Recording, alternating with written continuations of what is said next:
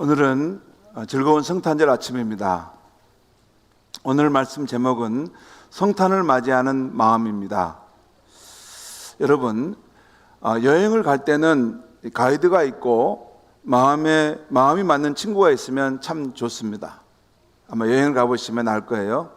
혼자 가면 재미도 없고, 또 혼자 가면 어려운 일을 당할 때 위험할 수가 있습니다. 가이드가 있고 마음에 맞는 친구와 함께 가면 너무 좋습니다. 그리고 이 세상이라는 여행을 할 때도 그런 분들이 있으면 참 좋습니다. 그런 분들은 나를 사랑해주는 엄마, 아빠가 있고, 그리고 좋은 친구와 좋은 선생님이 있을 것입니다. 저는 세상을 살아오면서 나를 온전히 사랑해주는 어머니, 내게 든든한 울타리가 되어주는 아버지, 내가 외로울 때 함께 해줄 수 있는 좋은 친구, 내가 인생의 길을 잘 모를 때 친절하게 가르쳐주는 선생님이 있기를 늘 찾았습니다. 그런데 그 그리움, 그 갈망은 채워지지 않았습니다. 사랑이 필요할 때, 도움이 간절히 필요할 때 내가 만족할 만큼 함께 해주는 분들은 많지 않았습니다. 지금도 내 마음에는 그런 그리움이 밀려올 때가 있습니다. 세상 사는 것이 힘이 들 때는, 이렇게 힘든 순간에는 내가 의지할 분이 있었으면 참 좋겠다, 나를 도와주는 분이 있으면 얼마나 좋을까 하는 생각을 하며 살아왔습니다.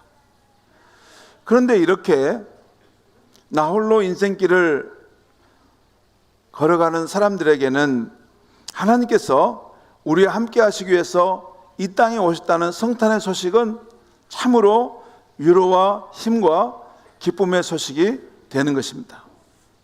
오늘 읽은 말씀에는 우리 주 예수님이 마리아의 아기로 태어나시는 기록이 나오는데요, 이것만 보고 우리는 예수님을 아기라고 생각할 것은 아닙니다.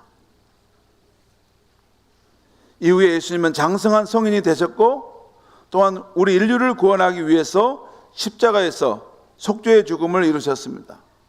또한 장세된 지 3일 만에 부활하셨고, 지금은 하나님의 보좌 우편에 앉으셔서 존귀와 위엄을 입으시고 온 세상을 통치하시는 만왕의 왕, The King of Kings, The Lord of 로드, 만왕의 왕이시며 만주의 주가 되시는 분으로서 계십니다. 또한 우리 예수님은 이 온 세상의 심판자로 오시는 분이십니다. 지금 우리가 사는 이 나라의 운명을 누가 결정할까요? 우리 윤 대통령님이 결정할까요? 또 세계의 운명은 누가 결정할까요? 조 바이든 대통령이? 중국의 시진핑 주석이 세계의 운명을 결정할까요? 그렇지 않습니다. 그렇지 않아요. 중국의 시진핑 이 정부가 그 크리스찬들을 그렇게 박해해도, 신앙생활 하지 못하도록 박해해도 크리스찬은 그걸 두려워하지 않습니다. 잠깐 세상의 권력은 잠시 있다 지나가는 것이고, 만왕의 왕이신 예수님은 오고 오는 세대에 영원토록 온 세상을 다스리는 참된 왕이심을 믿기 때문에 그 신앙의 박해 속에서도 예수 그리스도를 왕으로 인정하는 그 신앙을 버리지 않고 끝끝내 그 신앙을 지켜가고 있습니다.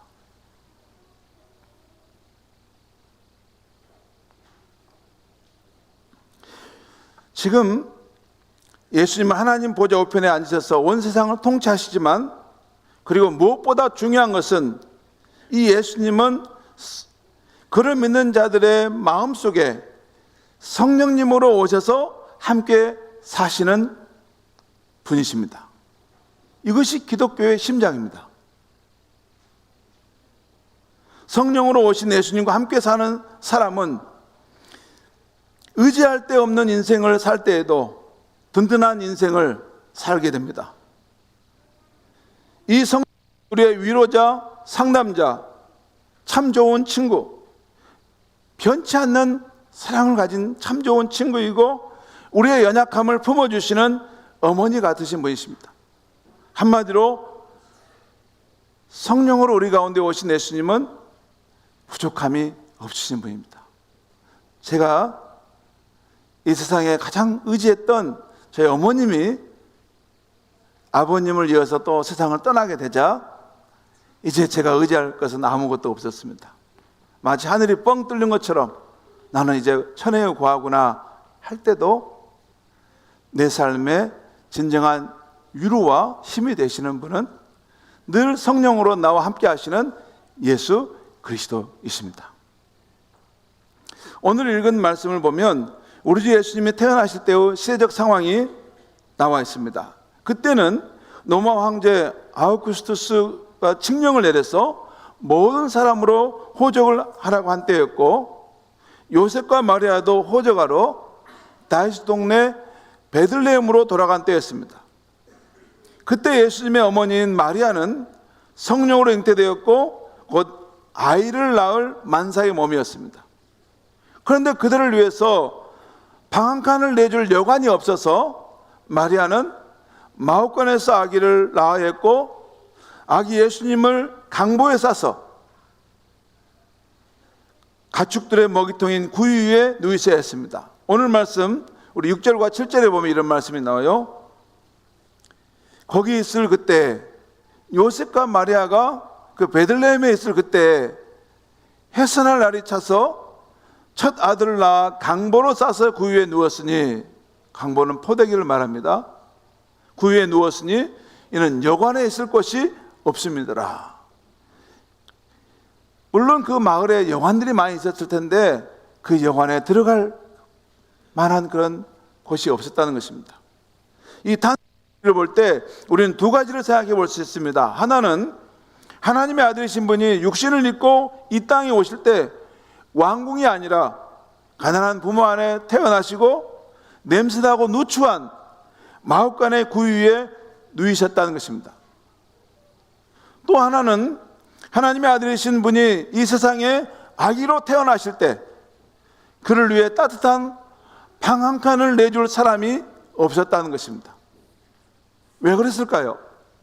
왜 방 한 칸을 내주는 사람이 없었을까요?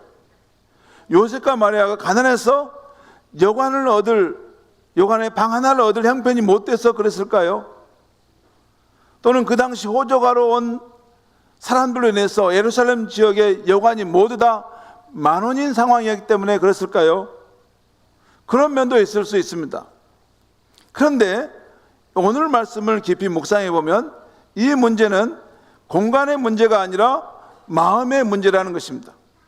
다시 말해서 곧 아이를 낳을 만삭의 마리아가 그 마을에서 방 한 칸을 얻지 못한 것은, 여러분 만삭의 몸을 가진 여인이 오면 여러분 버스 타는데도 우리가 자리를 양보하잖아요.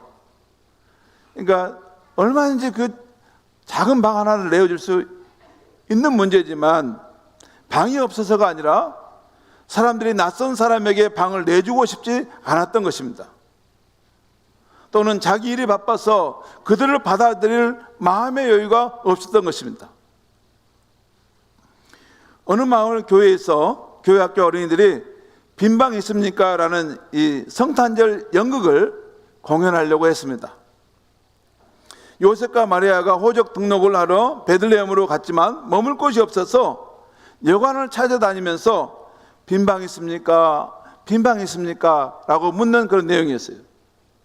그런데 그 교회의 오병팔이라는 초등부 어린이가 있었어요.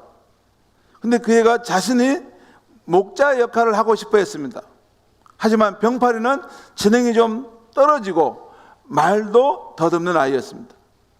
그래서 선생님은 병팔이에게 그래도 용기를 주기 위해서 대사가 짧은 여관 주인의 역할을 맡겼습니다. 병팔이의 대사는 요셉과 마리아가 오면 아주 무뚝뚝하게 방 없어요, 방 없어요, 방 없어요, 요 말만 세 번만 하면 끝입니다. 드디어 공연 날이 되었습니다. 연극은 모든 것이 순조롭게 진행되었습니다. 마침내 요셉이 만삭인 마리아를 부축하고 여관에 찾아가 문을 두드립니다. 똑똑똑똑 여기 빈방 있습니까? 주인장, 여기 빈방 있습니까? 라고 방을 구했습니다. 그러자 병파리가 나와서 여기 빈방 없습니다. 아주 쌀쌀맞게 대답하는 것이었습니다. 다시 요셉과 마리아는 주인님, 저희가 이곳저곳을 다 알아봤는데 방을 못 구했습니다. 우리는 먼 길을 걸어와서 너무나 지쳐 있습니다. 빈방이 하나도 없을까요? 다시 병파리는 연습한 대로 냉담하게 빈방이요? 없어요. 없다니까요. 그래도 요셉과 마리아가 다시 선한 주인님, 제발 부탁입니다. 제 아내가 곧 아이를 낳아야 하기에 쉴 곳이 필요합니다. 작은 방이라도 없을까요? 하고 애타게 말했던 것입니다. 너무 그 모습이 애타서 병파리는 말을 하지 못하고 잠깐 울먹거렸습니다. 그러자 무대 뒤에서 친구들이 병파리에게 대사를 말해줬습니다. 병파라, 빨리 방이 없다고 말해. 빨리 방이 없다고 말하니까 쟤 때문에 또 우리 연극 다 망치겠네.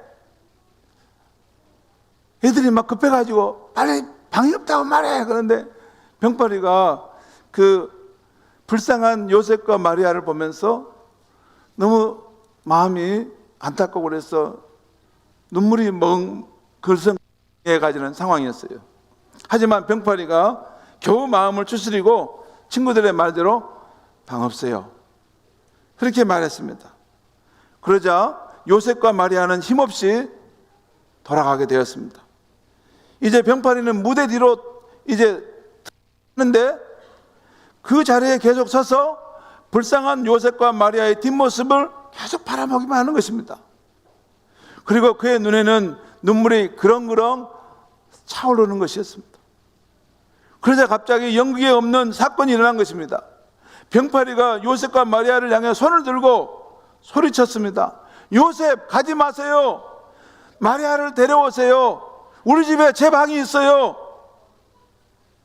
제 방에 오셔서 쉬세요. 라고 말해버린 거였습니다.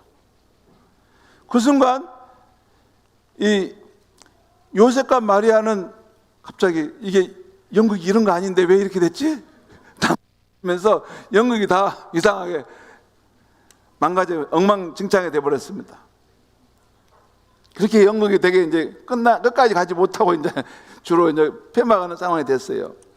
그러나 모인 사람들이 큰 감동을 받았습니다. 어눌한 병파리의 입에서 튀어나온 뜻밖의 말에 감동을 받은 것입니다. 가지 마세요. 우리 집에 빈방이 있어요. 예수님, 우리 집에 와서 쉬세요. 이 대사야말로 아기 예수님을 맞이하는 사랑의 마음이었기 때문입니다. 병파리의 마음에는 예수님에 대한 사랑의 마음이 가득했습니다. 예수님을 맞이하기 위해 자신의 방이라도 내어드리고자 하는 그 마음이 있었습니다.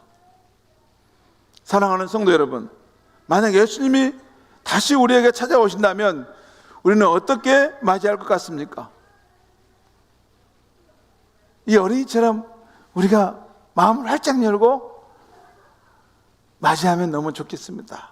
그런데 아쉽게도 마태복음 24장에 보면 예수님은 자신이 다시 오실 때에도 많은 사람들이 주님을 맞이하지 못할 것이라고 하십니다. 그때도 사람들은 노아의 홍수 때와 같이 세상 일로 먹고 마시고 사고 팔고 장가하고 시집가는 일로 분주하게 살 것이라는 것입니다. 성도 여러분, 성경은 그런 일들이 중요하지 않다고 말하는 것이 아닙니다. 성경은 우리가 그런 일을 하는 이유, 또한 그런 일보다 더 중요한 예수님을 놓치고 살아서는 안 된다고 말씀하고 있는 것입니다. 여러분, 지금 여러분의 마음의 방을 차지하고 있는 것은 무엇입니까? 여러분 스스로에게 물어보십시오. 지금 예수님은 여러분의 삶의 어디에 계십니까? 여러분의 삶의 중심에, 마음의 중심에 계십니까? 아니면 그분을 밀어내고 그분을 저 말구 위로 보내지는 않았습니까? 오늘 성탄절을 맞는 우리에게 가장 중요한 일이 무엇입니까? 앞으로 예수님이 다시 오실 때를 준비하면서 지금 우리에게 가장 중요한 일은 무엇입니까? 우리 마음의 중심에 예수님을 모시고 함께 사는 것입니다. 예수님이 성령으로 우리 마음에 거하심을 믿고 사는 것입니다. 성탄절을 맞아서 우리 마음의 중심에 복되신 예수님을 모시고 사는 축복의 삶을 살 수 있도록 제가 이 자리에 앉아있는 우리 성도님들, 특별히 다음 세 부류의 성도님들에게 본문의 말씀을 잠시 드립니다. 첫 번째는 교회를 다니지만 한 번도 예수님을 내 마음의 주님으로 영접하지 않은 분들입니다. 그분들은 교회를 다니면서 십자가에서 나를 구원해 주신 예수님에 대한 말씀은 많이 들었는데 그 예수님이 다시 살아나셨고 또한 성령으로 우리의 마음에 들어오셔서 사신다는 것을 아직 믿지 않는 분들입니다. 그런 분들은 이번 성탄절에 꼭 나를 구원하신 예수님 사랑합니다, 내 마음속에 들어오셔서 영원토록 나와 함께 해 주십시오 라고 기도하고 예수님을 성령으로 내 마음속에 모셔드려야 하는 것입니다. 거기까지 될 때 크리스찬의 삶이 시작되는 것입니다.